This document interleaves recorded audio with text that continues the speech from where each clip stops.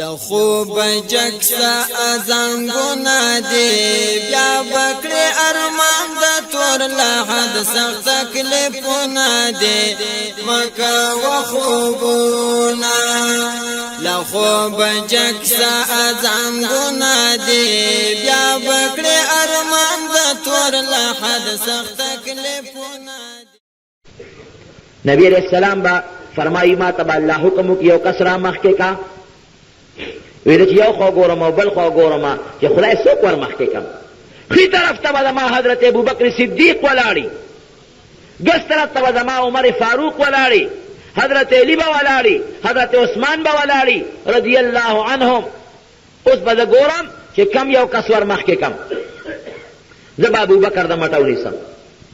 چې ابوبکر ور مخکې کېږي چې دا لومړی حساب کتاب ستانه شروع شي. حضرت ابوبکر به تلاس راکاږي چې د خدای پیغمبر ما پرېږده ما ور مخکې کوه. زه د خدای په حضور کې د خپلو نیکو او د ګناهونو د حساب کتاب طاقت نشم لرلی. هسې نه که په ما باندې اواز وشي چې ابوبکر د دوزخ ته دی، ای د خدای پیغمبره ستا امت او ستا ټول امتیان به زما د نوم د وجې نه وشرمېږي. د دواړو جهانو سردار به د مټه نیولي چې نه لومړي حساب کتاب به هم تا نه شروع کېږي. نبی علیہ السلام فرمائی حدیث کی راضی وی پما د ډیرو صحابه احسانونه شته، هجرت یې کړی دی، جهاد یې کړی دی، توره لاس کې اغشتې ده او د ټولو احسانونه ما په دنیا کې پوره کړي دي سوا د ابوبکر نه چې د هغه احسان به رب العالمین خدای په جنت کې پوره کوي. د هغه د دنیا احسان ما نه اخلاص کړي اب الله جنت کې پوره کوي. د دواړو جهانو سردار به د ابوبکر لاس ونیسي ور مخکې کوي به چې ور مخکې چې لومړي حساب کتاب تا سره شروع شي.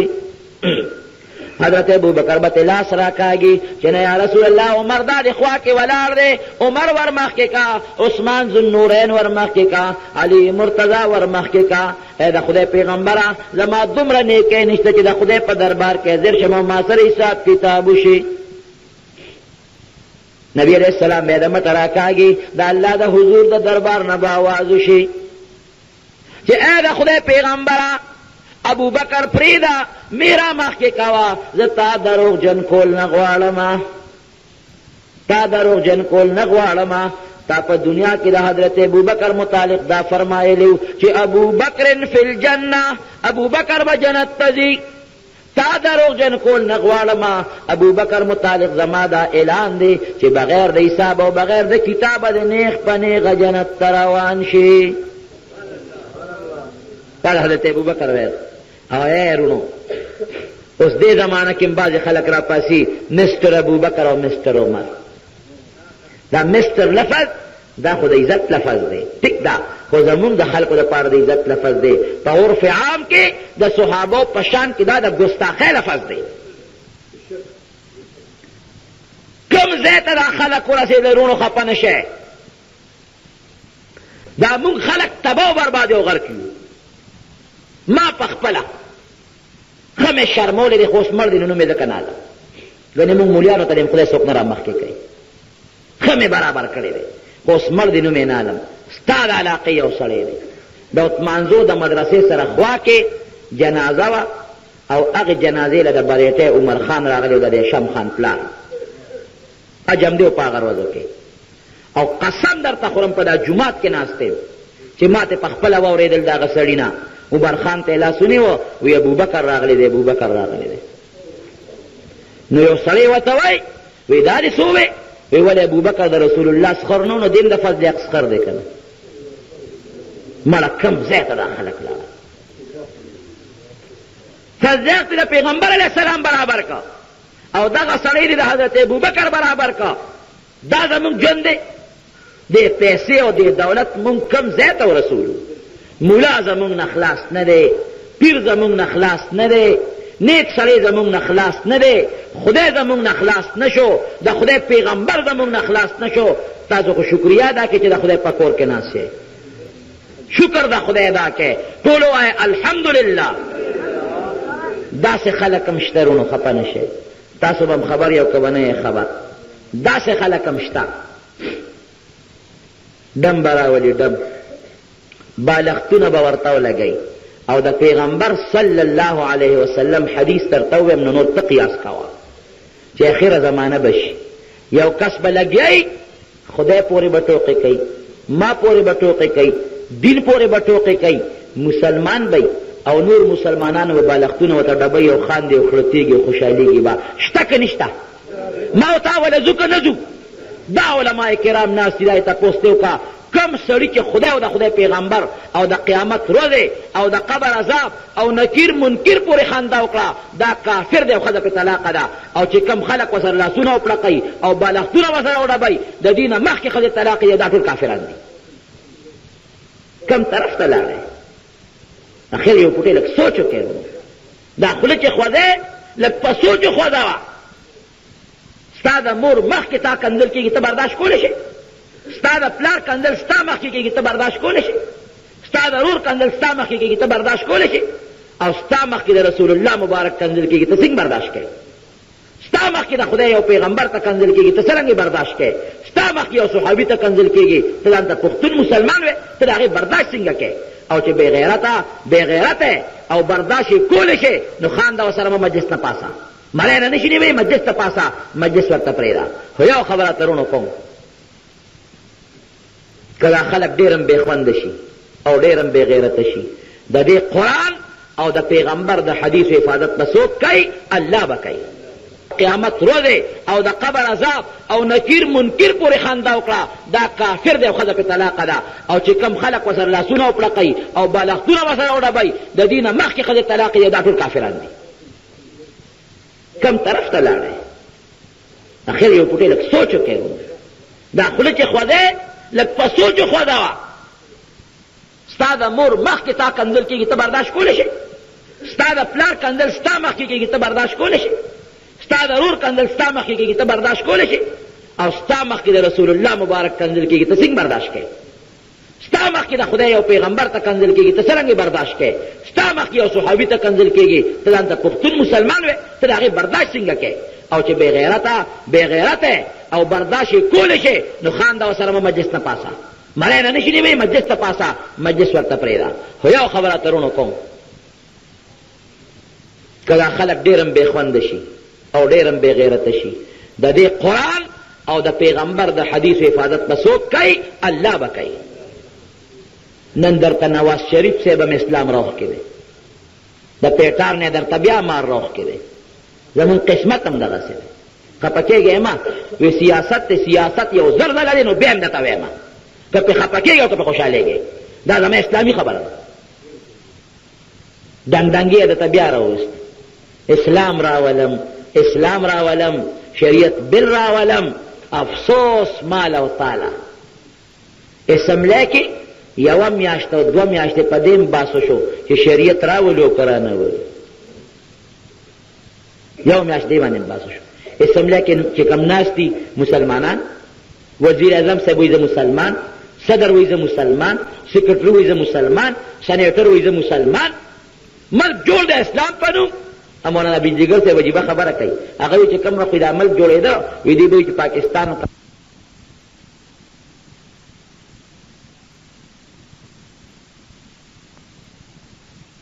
هغه جرنیل د فوج مشر چې هغه وی یاره اسلام ځکه نه راځي چې فوج یې مخالف دی جرنیل کاکا نه مني یاره موږ وی رښتیا دا جرنیل کاکا به ډېر زیات بریتونه به زمري نیولي د مخکې به هم څوک غږ نشي کولی نو چې ورسره روانه شوه په یو قلم یې دستخط وکړو ځه کور ته نقشه به فټافټ ځه ما ته مینډیټ ورته وایي مولانا بجلیګر صاحب سره مخکې ورځو کې ملاقات شوی فلې وزه چې چېرې اوزګار شم یو ګپ له وله ځم ما ته وایي پولیس را پسې راغلل وی ما ته وی چې تا زمونږ نواز شریف مدیر اعظم صاحب ته چیندخ ویلی دی وی ما چې ما خو چیندخ نه دی ویلی وی نه ویلی دی کیسټ کې مونږ سره بند دي وی ما چې کومه جلسه کې وی صاحبه کیسټ یې را پسې غټ راوویسته چې دا ستا کیسټ دی او په پلانکي ځای کې دی چې د قصه خانه بازار کې جلسه کړې ده شهیدانو سره او دې کیسټ کې دی ویلي چې وزیر اعظم چیندخ دی خدایا ما ورته کوم ځای چیندخ ویلی دی یارېږم نه خو دا لفظ مې ویلی نه دی وی مولانا صاحب ویلی دی او وی ما وی چې یاد مې شو چیندخ مې نه دی ویلی خو دا مینډیټ مې ویلی نو ما د خو دا ټکې نه راځي نو مینډک مې د خولې نه وتی ویلی مینډک په انګریزۍ کې چیندخ ته وایي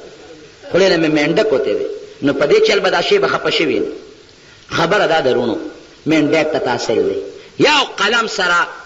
تا په مخه لغاري صاحب کور ته ولېږه، جرنیل دی ولېږه، او د چیف جسټس د پاکستان د اعلی عدالت نظام مشر هغه دی په یو قلم کور ته ولېږه. تا په دې کې د اسمبلی سره صلاح کړې وه؟ د خدای د قرآن دپاره صلاح کې راولو که را نه ولو؟ هغې له خو دې صلاح نه وه کړې، دې له صلاح کې قرآن راولم ته نه، ظالمه په خپل اسلام ویارېږه چې دا صلاح کې چې راولم او که را نه ولم.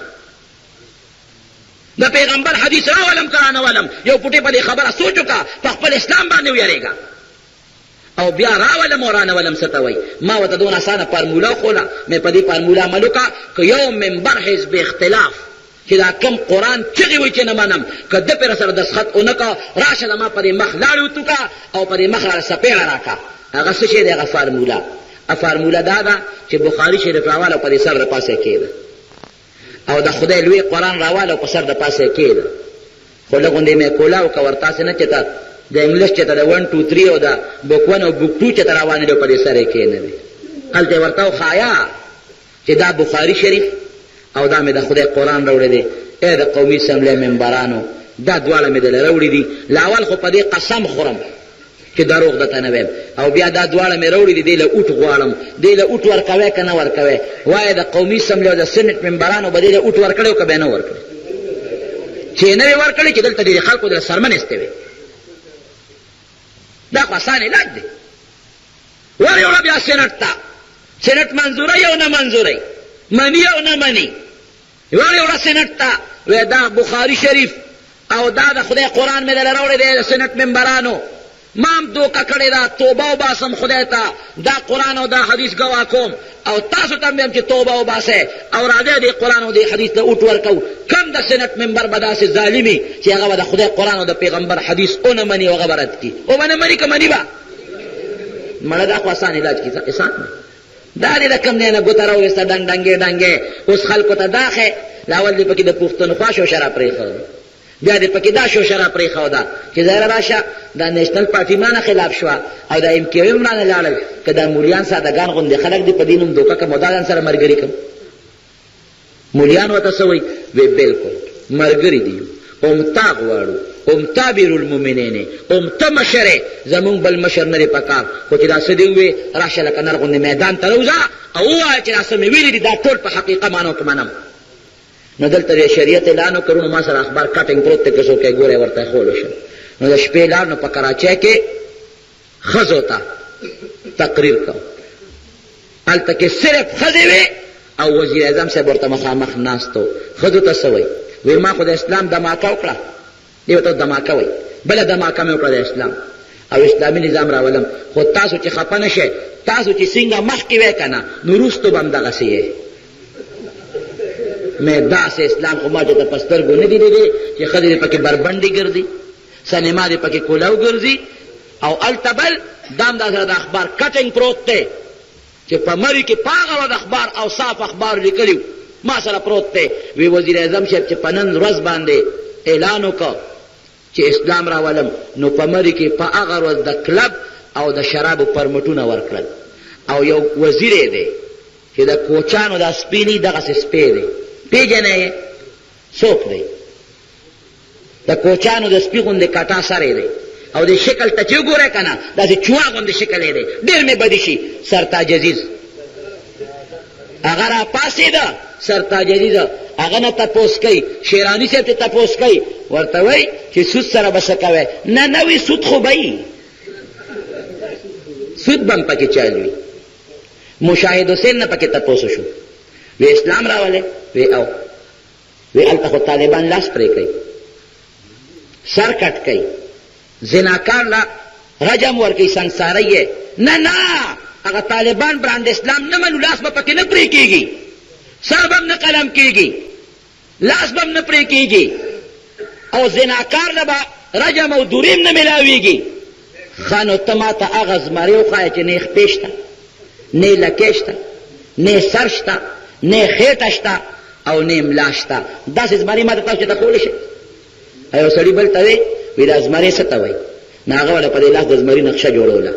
نو چې داسې ستن یې وله ښه کړه، په ستن باندې خاکونه یې کول. وی دا څه جوړی؟ وی دا لکۍ جوړوم. وی لرې که دا لکۍ پکې کټ کړه، لاس مې خوږ شو. نو چې دوباره بیا بل وی داسې جوړی وی دا ولا خپې جوړم که نه وی دا سړی خوږی لرې که دا خپې م تې کټ که نو چې بیا داسې ستن راواغېسته او ټک ټکې شروع کړل وی دا ولا څه جوړی وی دا ولا غوږونه جوړم که نه وی لرې که دا هم سړی خوږی نو چې بیا ولا ټک ټک شروع کړل وی دا ولا څه جوړی وی دا ولا سر جوړم که نه وی بیخ دې د سر وخېږي وی هغې خو هم مړه کړو نه سړی ورته وایي چې لکۍ پکې ني خپې پکې ني غوږونه ني سر یې ني نو داسې زمرې به د کوم ځای نه زه تاله راولم نو چې ښځې پکې ازادې ګرځي سینما پکې آزاد دی د سود پرمټ پکې آزاد دی د شرابو پرمټ پکې آزاد دی د قاتل سر پرې کول پکې نشته د زناکار سنګسارېدل پکې نشته د غل نه لاس پرې کول پکې نشته زه نواز شریف صاحب دغه اسلام دی یوسه او په لاهور کې چې تا د ریوان په روډ باندې ځان له کوم څیزونه جوړ کړي دي هلته سنبال کا د اسلام زموږ نه دی پکار زموږ د طالبانو په شان اسلام په پاکستان کې پکار دی زه هغه اسلام غواړم چې سود پکې حرامي زه هغه اسلام غواړم چې زنا پکې بنده شي زه هغه اسلام غواړم چې ښځو نه پکې څادر تو شي او ښځه ښه په ارام کور کې کښېني او ښه د حیا ژوند په خپل کور کې تېروي زه هغه اسلام غواړم چې شراب پکې بند دي زه هغه اسلام غواړم چې د غل نه لاس پرې کېږي زه هغه اسلام غواړم چې زناکار سنګسارولی شي او که د دې نه علاوه اسلامي دا به د اکبر دین الهي وي اما ته نه دی منظور زما مشرانو علماو مخکې مړت کړی دي سرونه یې پرې پرې کړي دي او اوس هم انشاءالله چې په دې وطن کې مسلمانان پښتانه شته د اسلام مونږ بیا نه منو بیا نه منو زه خو هغه اسلام غواړم چې کوم د صحابه اسلام دی ما ته یو سړی وایي وی د طالبانو اسلام ما وی وروره دا د طالبانو نوم پکې څه دپاره اخلی طالبان برانډ اسلام پلانکې برانډ اسلام پلانکې برانډ اسلام دا نومونه څه دپاره اخلی لاړ شئ وګورئ افغانستان کې که د عمر فاروق د زمانې او د عمر ابن عبدالعزیز د زمانې اسلام او دې کې د نوک برابر فرقي نو ما دا هم ریجکټ کړی دی زه دا هم بیا نه غواړم او که نه دا همغه شي وي چې کوم هلته دی نو بیا د اسلام سره دښمني ده او که طالب سره دښمني ده رونو خبره دا ده چې ټول گپ شپ دی خو خبره دې پورې کوم چې حفاظت د دین به څوک کوي جواب را کوی الله به کوي او مثال به درته زه وښیم که داسې مثال درته وښیم چې تا لیدی دی ضیاءالحق صاحب راغلی لس نیم کاله هغه هم د اسلام ډنډنګې وډنګو په مونږ حکومت وکړو لس نیم کاله چې اسلام سره غداري او دوکه وکړه خدای ورسره څه وکړل د ځمکې او د اسمان په منځ کې د یو کم 10 جرنیلانو سره جدا جدا هم خدای ګیرولی شو خو الله خلکو ته وښول داسې والوځل چې د غوښې قطرې هم دې خلکو ته معلومې نه شوې که ته په اسلام کې مخلص نواز شریف صاحب راځه را میدان ته شه دا ټولو نه مخکې زه دې ملګری یم زه درپسې شاته ولاړ یم دا پښتانه درپسې شاته ولاړ دي او که نه اسلام سره غداري او دوکه کول غواړې قسم دی چې د نواز د ضیاءالحق سره یې کومه لوبه الله وکړه د هغې نه خطرناک حشر به مستئ ته به ووینې چې خدای سره څه کوي باقي د دین حفاظت دی زه به نیمه الیاس مولوي صاحب بی هغه به ني مولانا محب ګل صاحب بی هغه ني قایي صاحب بی بل عالم بی بل عالم بی خو خدای به د دین حفاظت خامخا کوي او مخکې هم کړی دی مولانا قاسم نانوتوي رحمت الله علیه دارالعلوم دیوبند جوړی دارالعلوم دیوبند جوړی ملګرو سره یو سره مشوره بل سره مشوره چې دیوال کوم ځای ووام او دارالحدیث کوم ځای جوړ کړم ګوره اوس چې ستا د دین حفاظت به څوک کوي اوس کوم ځای دیوال خلک چې کوټه جوړوي انجینیر سره صلاح کوي اول نقشه جوړه کړي دلته کچن جوړ کړو دلته دیوال و دلته فلانکې شو دلته فلانکې شو دلته فلانکې شي دلته کې د ولاړې غسل خانه جوړه کړه چې په ولاړه پکې ودس ماتئ او دلته کې فلانکې شو دلته فلانکې شي جوړ مولانا قاسم نانوتوي رحمت الله علیه فرمایي چې لکه مې شک و چې خدایا دارالحدیث کوم ځای جوړ کړم دیوال کوم ځای زما په کې سودا وه وی د شپې وده شو د دواړو جهانو سردار مې ولید صلی الله علیه وسلم چې مې سردار د دواړو جهانو ولید ما ته چې قاسم ولې پریشان دی مې چې صاحب په دې پریشان یم چې دا نقشه تاسو برابر کړي چې دا دارالعلوم جوړم چې کوم ځای کې جوړ کړم وی هغه درته نقشه برابروم نبی کریم صلی الله علیه وسلم امسا مبارک راواغشت او پیزار یې وویسته پڼې یې وویستې خپې بلې خپې را روان دی او امسا یې راواغشت او کرښې راښکوي دلته به دیوال راکاږي دلته به د حدیثو ځای جوړ کې دلته به طالبانو له ځای جوړ کې مکمل نقشه یې واچوله او کاغذ یې وګرځېده او رانه لاړ راویښ شم چې راویښ شم پړه کې سوچ کوم چې یاره پیغمبر اعظم ته نقشه وښوله اوس لکه سوچ کوم چې انشاءالله که خیر په دغه اندازه به کار کوم چې سار ورلم هغه ځای له تش میدان لورلم زما دی قسم په خدای وی مولانا قاسم نانوتوی رحمت اللہ علیہ کی زما دی قسم پر رب العالمین وی چې په کم دیر دوارو جهانو سردار قدمونه خيو او مغه څنګه د پیغمبر علیہ السلام د خپې مبارک قدم نشان په غزه د پاسه پروت ته کم دې چې دوارو جهانو سردار ما ته په خپل امسا مبارک باندې کړ خراخ کړی دا د دوارو جهانو د سردار د امسا مبارک کړه په غزه کې نه غپرتا دا انجینری بدل سوک کوي نبی علیہ السلام بدل کوي قدر زرگر شناسد قدر جوهر جوهری دا علم په قدر سوک پویږي د خدای پیغمبر په پویږي مونږ دا علم په قدر نه پویګو امام ابو داود رحمت الله علیه ناسته او صالح تستری رحمت الله علیه راغی لوی بزرگ د زمانه دی دونه پیجن چې څنګه راغی چاته صاحب وی دا صالح تستری دی ور پاسې د ځان تیرا ترغاړه باسه وی صاحب ماونه پیجن دی وی زه خبره دراغله زما یو کار بکې وی بالکل وی نه پواس کړي دی وعده را سره وکا وی واس کې می وعده مې چې ستا خبره به منم وی څه خبره ده وی اے امام ابو داود ته چې کوم جبه باندې د دوالو جهانو د سردار احادیث لولیو پاغي د احادیث ورت کې ستاره په خدای قسمی کې دغه جبه ما ترو باسا چې لګه غوندې او پټه خپل کما د حدیث په قدر دا پويږي مونږ چې کم سړی د حدیثو خدمت کو چې کنزل کو نو جبل اول پاغه پاتو نه چې کنزل کو عالم پسې بزرگ پسې د خدای ولی پسې چې مونږ خلق خلق او بوینځي مونږ د مولا او د عالم او د پیر په کنزل وینځو امام مالک رحمت الله علیه د حدیثو درس پناسته یو سړی میدان تراغه د خلکو په سټونو باندې قدمونه کې خودلو نیغ مخ کې راغی خلق حیران دي چې بیا د بسړی دلته د پیغمبر د حدیثو خدمت کیږي او د خلکو په سټونو قدم اړول خو منه دي او د نیغ راغی دلته امام مالک هم حیران دا سړی وته امام مالک ته ویل غو نه را پاسه او دې له څه پاره ویل غو پاس تا سره مې کار دی وی ولدا ته امام مالک صاحب هم ور پاسه ځان ته را ترغاړه بس پرې تندې د پاسه خپل امام مالک صاحب ته دا سمته څه لپاره وی زماره قسم په خدای وی بیگام دې ده کې خوب نه ما امام مالک باغه کې د حدیث درس تناستو د پنجره مبارک اخوا کې چې کوم ځای رسول الله مبارک اعتکاف تناستو زمونږ د مرګري سراج الحق صاحب اوس مخ کې وې کنه د پنجره مبارک صفات یو کنه آیا شاعر وای کنه وی اے پنجره تا سره پپر د جانان آرام کړی دنا اے پنجری تا سرا پپر د جانان آرام کړی دنا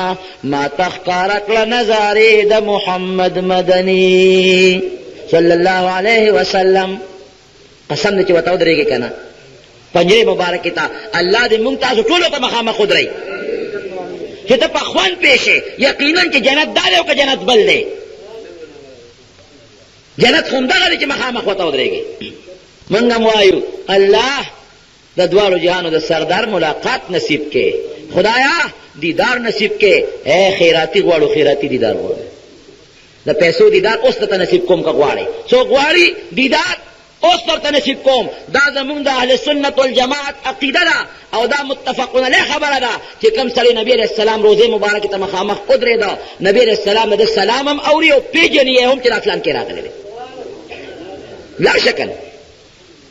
شیخ الهند صاحب لیکي مولانا محمود الحسن دیوبندی وی مدینه منوره کې ناستم ډوډۍ هم خوړه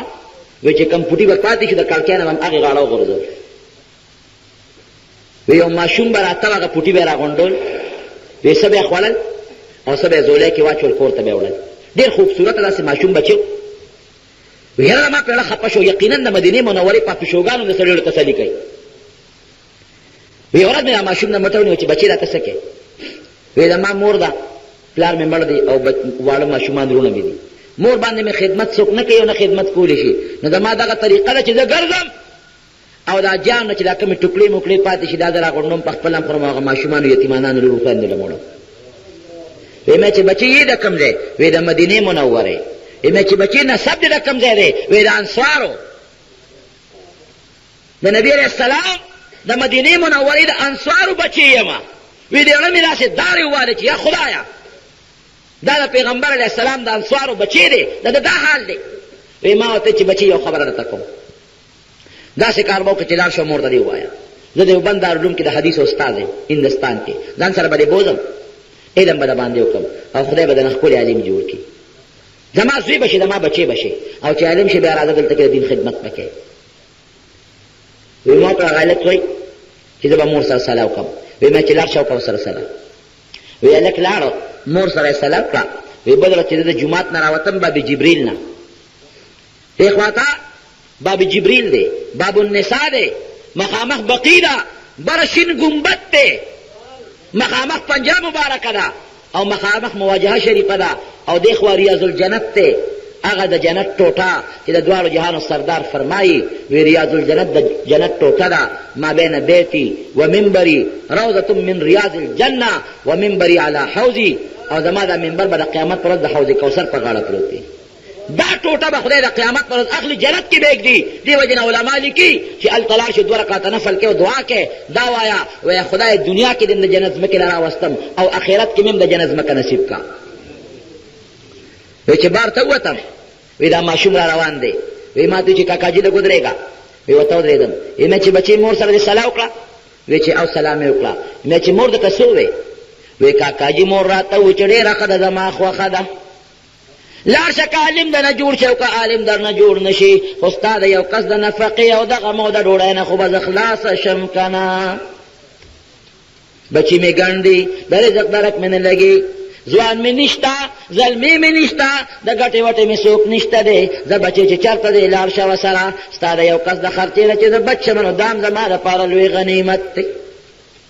وی ما ورته وی چې بچې فلان کې ورځ باندې زمونږ قافله روانېدو والا ده هلته به راشي ما سره به قافله کې لاړ شي. وی چې لږ مخکې روان شومه وی دې ماشوم را پسې اواز وکړه چې کاکاجي له ګودرېږه عقل دې ته مونږ وایو خدایه د نبي علیه السلام دیدار مې نصیب کړې. الله دروغ وایو که رښتیا دیدار نصیب کړې ځکه نو عمرې له داخله وکړه چې دیدار نصیب کړې او که نصیب کړې خدایه ته مې خپل دیدار نصیب کړې نو د خدای د کور له الله به راته قیامت کې نه چې ښه هلته زما کور هغې له خو به ته نه وې که نه زما د حبیب روزه هغې له به ته نه وې که نه هسې دیدار مفتو کې خیراتي دیدار غواړ. کاکاجي له ګودرېږه وی ودرېدم. وی ما ته وی چې ته ما کم وطن ته بوځې وی مې چې هندوستان ته دې بوځم. وی ما ته داسې روزې مبارکې ته یې ګوته مخامخ ونیوله چې ای کاکاجي چې ته به کم وطن ته بوځې په هغه وطن کې دا شین ګمبد شته دی او که نشته دی دا مناره او باب السلام او دا ریاض الجنت او دا پنجره مبارکه په هغه وطن کې شته دی او که نشته دی. وی سر مې ښکته که او جړا راله چې بچې که دا ګمبد هلته وې دلته کې مونږ څه کوله که دا پنجره مبارکه هلته وې دلته کې مونږ څه کوله که دا مناره هلته وې دلته مونږ څه کوله که دا باب السلام هلته وې نو دلته کې مونږ څه کول دا خو هلته نشته ځکه دلته کې مونږ سفر له راځو. وی ای کاکاجي زما دا خبره واوره زما دی قسم پر رب العالمین که د دنیا په کرونو په هزارهاو نعمتونه شي او ما ته علم نصیب کېږي دا هر څه ورپسې قربان شه سړی ټوکړی به خورمه دا جانو دا پاتې شونې ډوډۍ به خورمه خو د دې ګمبت او د پنجرې پرېښودو ته تیار نیمه. ایمان دې ته زمونږ حاجیان صاحبان چې لاړ شي ما سره یو تل مدینې منورې ته چې لاړو یاره وایي کله به ځو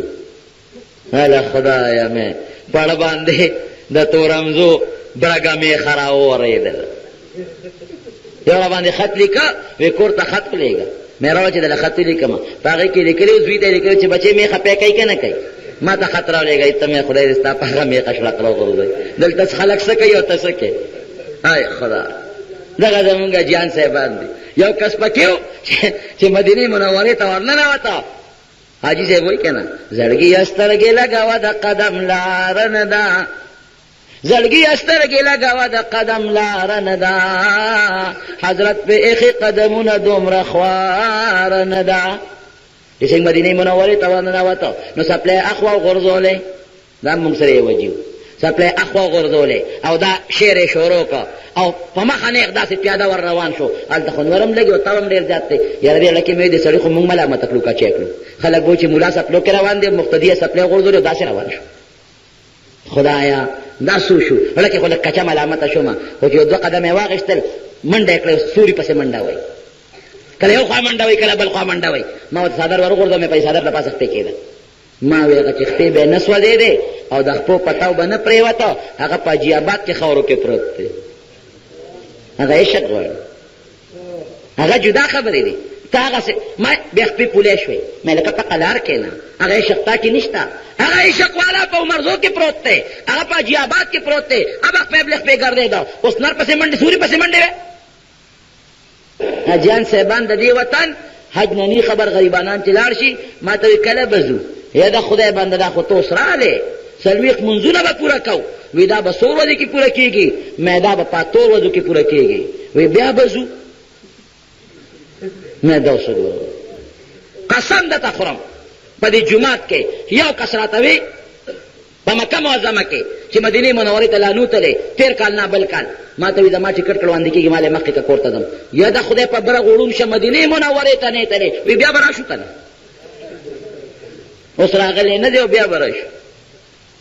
هغه ماشوم ورته څه وایي؟ وی زما دا ټوکړې قبولې دي، دا حاجیانو دا پاتې شوي ډوډۍ مې قبولې دي، ناره نهوره مې قبوله ده، علم مې نه دی پکار، دولت مې نه دی پکار، کورونه مې نه دی پکار، خو کاکاجي رضي ګمبد پرېښودو ته نه یم تیار. هلته قسم قسم څیزونه دي. نو امام مالک به کوم ځای ناستو؟ هغه ځای به ناستو چې کوم ځای کې استوانه حرس ورته وایي، چې کوم ځای به د دواړو جهانو سردار اعتکاف ته ناستو. دا سړی ورته وایي راپاسه ما ته راترغاړه وځه. امام مالک ورپاسېد ورترغاړه وی په دې تندي ښکلوم وی ښکل کا. امام مالک ورته وی دا ولې؟ زما دې وی قسم په خدای وي چې بېګا دا ځای کې ولاړو ما د دواړو جهانو سردار راغی ملګري ورسره دي. وی مالا امام مالک را روان کې، امام مالک را راغلی. وی تا ته چا سوال جواب وکړه ته ورپاسېدې او دا ځای نه دې رپېدل د یارې نه، لکه حضور پاک یې غواړي دا ځای نه دې رپېدل. نبي علیه السلام درته فرمایي امام مالک یارېږه را دې خوا شه چې لږ غوندې ځان ته دې را تر غاړه باسم او په دې تندي دې لږ غوندې ښکل کړمه. قدر زرگر شناسد قدر جوهر جوهری، د زرو په قدر زرگر پوهېږي، د حدیثو په قدر رسول الله مبارک په د خاورو کې دننه پوهېږي. حضور پاک د حدیثو په قدر پوهېږي. وی بیا راته زولۍ کې زمرود او یاقوت او مرجان در واچو. امام مالک ورته اوس څه وی؟ وی دا ته ماته ولې را تر غاړه وتې؟ وی ما وی چې هغې سینې پورې دا خپله سینه ومږم چې کومې سینې پورې بېګا د دواړو جهانو سردار خپله سینه مبارکه مږلې ده، هغه تندي ښکل کم چې په کم تندي بېګا د دواړو جهانو د سردار لاړې مبارکې پرېوتې دي. دې له رالم امام مالک ورته وی چې تا خبره وکړه زما خبره هم واوره چې پړه کې د ایمان او د قرآن او د حدیثو قدر راغی. اوس به څه کوې؟ اوس به داسې کوې.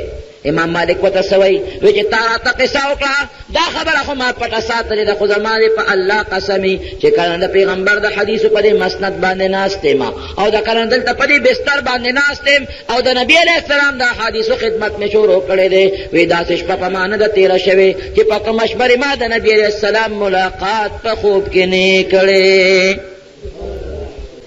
ایمان دې ته خبره مې وروڼو دې پورې کوله چې د علم په قدر څوک پوهېږي، د علم په قدر هغه څوک پوهېږي، د عالم په قدر د قرآن په قدر هغه څوک پوهېږي چې چا ته قرآن مخکې ته پروت دی. نو د حضرت ابوبکر قدر به څوک پېژني، د عمر قدر به څوک پېژني، د عثمان قدر به څوک پېژني. د دواړو جهانو سردار داسې ناست دی، د خپې مبارکې ښکاره دي. حضرت ابوبکر راغی همدغسې ناست دی، حضرت عمر راغی رضی الله عنهما دغسې ناست دی، حضرت عثمان راغی نبی اسلام زر داسې کېناسته او څادر مبارکې په خپو راخور کړه. عمر فاروق جلالیت لري او د خدای پیغمبر ابوبکر راغی رانیغ نه شوې او نه د خپې پټې کړې، زر عالم همغسې پاتې شوې. عثمان راغی نو نیغ کېم ناستې او خپې دې هم پټې کړې. وی عمر په قلار کېنه د هغه چا نه زه حیا ولې ونه کم د کوم ذات نه چې الله د هغه فرشتې حیا کوي. عثمان نه خو الله حیا کوي، د خدای فرشتې ته حیا کوي، زه ته ولې حیا ونه کمه. اوس د عثمان په قدر به څوک پوهېږي؟ هغه سړی به پوهېږي چې کوم د عثمان او د حضرت ابوبکر او د حضرت عمر فاروق رضی الله عنهم صحیح تابعدار دی. الله دې موږ صحیح تابعدار جوړ کړي. بهر صورت حضرت ابوبکر صدیق به لاس نه نیسي، به رستو کېږي او هغه به نبي علیه السلام به مخکې نه راکاږي او الله به آواز وکړي چې ای پیغمبره دروغجن قوم دی نه، تا پخپل فرمایلی دی چې ابو بکر فی الجنه، ابو بکر جنتی دی، نو ستا خبره کې دروغ نه واراولم، اعلان دی زما ابو بکر تجری دی بغیر حساب او بغیر کتاب جنت ته روان شي. عشره مبشره نمونه پیغمبر علیه السلام غشتی دی. دا غې نه پس به عام حساب کتاب شروع شي. یا اوره کوټې غوندې نکته درته ویم نو بس کوم. یو کس باندې به آواز وشي جهنم ته به روان کړي. د فایدې یو خبره تا کوم چې جهنم ته روان کی، آدم علیہ السلام به نبی علیہ السلام ته آواز وکړي چې اے پیغمبره، اے احمده، ستا یو امتی جهنم ته روان کړي. ټول وایي صلی الله علیه وسلم. نبی علیہ السلام به آواز وکړي فرشتو ته چې راویې ګرځوئ. فرشتې به ورته نه ګوري. بیا به آواز وکړي اے فرشتو، زما دا امتي راوګرځوئ، زما د یو شی پاتې دی. هغې به بیا روان کړي، شاته بیا نه ودرئ. اخره کې به فرشتې وله آواز ورکړي چې ولې ستا قرآن کې نه دي راغلي، قرآن کې نه دي راغلي چې علیها ملائکة غلاظ شداد لا يعصون الله ما امرهم ويفعلون ما يؤمرون. دا دوزخ داسې فرشتې دي چې هغه سخت دله دي، په چا نه نرمېږي، او چې الله څه حکم وکړي هغه پوره کوي، د بل چا خبره نه مني. وی ښه نو زه څه وکړم؟ وی الله ته ووایه. نبي اسلام به الله ته آواز وکړي چې خدای زما د دې امتي او زما یو خبره پاتې ده، لږ غوندې را واپس. الله به فرشتو ته را واپس وکړي. بیا ولې حساب کتاب وکړي. نیکه به یو طرف ته کی، گناهونه به بل طرف ته کی. د دواړو جهانو سردار د دې لستوڼي مبارک نه وړه کوټې غوندې کاغذ به راوباسي، اب وله په نیکو کې واچوي. وختي نیکه سپکې وي جهنم ته روانو، اوس به نیکه درنې شي، ګناهونه به سپک شي، اعلان به وشي جنت ته روان کړي. څومره لویه یو کس باندې به آواز وشي جهنم ته به روان کړي. د فایدې یو خبره تا کوم چې جهنم ته روان کړي. آدم علیہ السلام به نبی علیہ السلام ته آواز وکړي چې اے پیغمبره، اے احمده، ستا یو امتی جهنم ته روان کړي. ټول وایي صلی الله علیه وسلم. نبی علیہ السلام به آواز وکړي فرشتو ته چې راویې ګرځوئ. فرشتې به ورته نه ګوري. بیا به آواز وکړي اے فرشتو، زما دا امتي راوګرځوئ، زما د یو شی پاتې دی. هغې به بیا روان کړي، شاته بیا نه ودرئ. اخره کې به فرشتې وله آواز ورکړي چې ولې ستا قرآن کې نه دي راغلي، قرآن کې نه دي راغلي چې علیها ملائکة غلاظ شداد لا يعصون الله ما امرهم ويفعلون ما يؤمرون. دا دوزخ داسې فرشتې دي چې هغه سخت دله دي، په چا نه نرمېږي، او چې الله څه حکم وکړي هغه پوره کوي، د بل چا خبره نه مني. وی ښه نو زه څه وکړم؟ وی الله ته ووایه. نبي اسلام به الله ته آواز وکړي چې خدای زما د دې امتي او زما یو خبره پاتې ده، لږ غوندې را واپس. الله به فرشتو ته را واپس وکړي. بیا ولې حساب کتاب وکړي. نیکه به یو طرف ته کی، گناهونه به بل طرف ته کی. د دواړو جهانو سردار د دې لستوڼي مبارک نه وړه کوټې غوندې کاغذ به راوباسي، اب وله په نیکو کې واچوي. وختي نیکه سپکې وي جهنم ته روانو، اوس به نیکه درنې شي، ګناهونه به سپک شي، اعلان به وشي جنت ته روان کړي. څومره لویه خوشحالۍ خبره چې جهنم نه بچو جنت ته ځي. دا سړی به فورا راپاسي او د نبي علیه السلام د لاسونه خپې به ښکلوي، لاس به م ښکلوي او خپې به